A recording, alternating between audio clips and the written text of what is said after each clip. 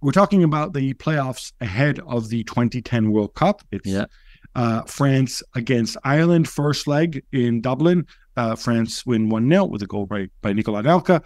The return leg, it's the Stade de France, but somehow, weirdly, France are a goal down, possibly because Raymond Dominic is on the bench, as Rory Keane has scored. It goes to extra time. 11th minute of extra time. You remember Thierry, 13th minute of extra time. You clearly remember this very, very well. I was there. Thierry Henry keeps the ball in play. William Gallas pokes it in, except Thierry Henry keeps the ball in play with his arm. Dale, VAR would have obviously caught that and disallowed the goal, yeah?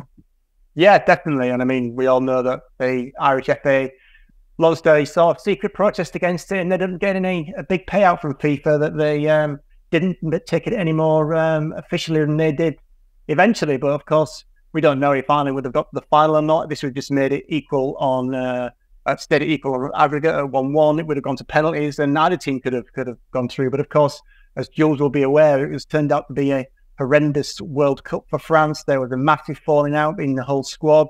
The players essentially went on strike after they fell out with coach Roman Dominic, and Nicolas Anelka was sent home. So we were sort of saved by the lack of VAR from having this whole drama, which is one of the most infamous couple of weeks in World Cup history. So really, actually, you could make the point that had VAR expected it, the whole world, everybody would have been better off, because Ireland wouldn't have basically have blackmailed the guy who was in charge of blanking on his note, Delaney, who was in charge of the FA of Ireland, who essentially extorted this money from FIFA, and so FIFA would have still had that money, which back then was Blatcher's FIFA, so they could have spent it on the kind of stuff that they spent it back then.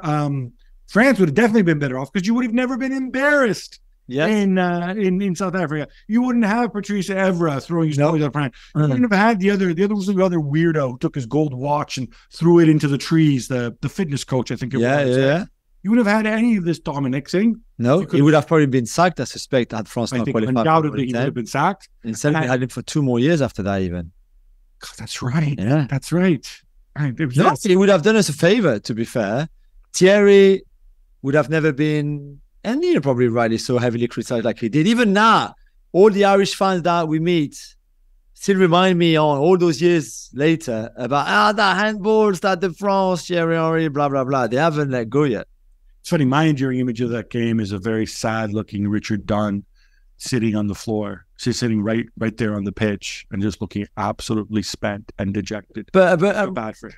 I mean, rightly so, to be fair. Everybody saw it in the stand. Like, I was in the stand, and the press box is quite high at the Stade de France. And from there, you saw it. It was so easy to spot.